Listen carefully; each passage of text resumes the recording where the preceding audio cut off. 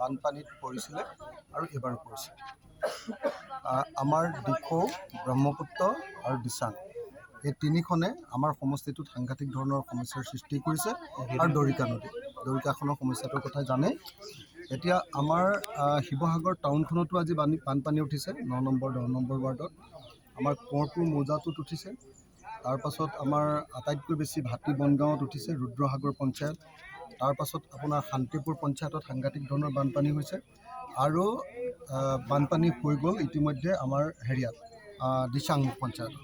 এইকেইটা পঞ্চায়তত সাংঘাতিক ধৰণৰ বানপানী হৈছে।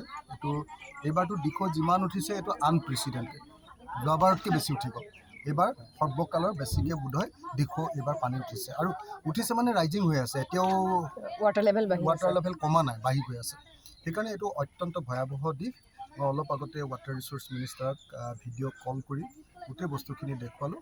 অসমৰ মুখ্যমন্ত্ৰীলৈও ভিডিঅ'খিনি মই প্ৰেৰণ কৰিছোঁ। আৰু ৱাটাৰ ৰিচোৰ্চ মিনিষ্টাৰে কথা দিছে যে এই কেইদিনৰ ভিতৰতে তেখেত ইয়ালৈ আহিব, আৰু আহি যিকেইটা মথাউৰি আমাৰ সবল কৰিবৰ কাৰণে নতুনকৈ বনোৱাৰ প্ৰয়োজন আছে সেইকেইটাৰ কাম কৰিব।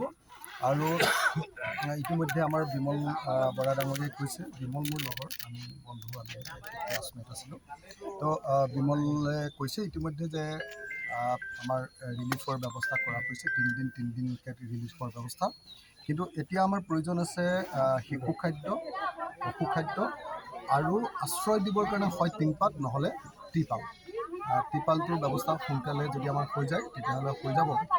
বাকী আমাৰ ডিপাৰ্টমেণ্টকেইটাই disaster management, water resource, PWD, PAC, তেওঁলোকে খুব খৰতকীয়াকৈ কামবিলাক কৰি আছে। ৰাইজৰ সেৱাত সকলো নিয়োজিত হৈ আছে। আৰু মন্ত্ৰী ডাঙৰীয়া আমাৰ বিমল বৰা ডাঙৰীয়া আমাৰ সমষ্টিটো আৰু আমাৰ জিলাখনত খবৰ ল'বলৈ অহাৰ কাৰণে মই ধন্যবাদ। আৰু এটা কথা হ'ল, যিহেতু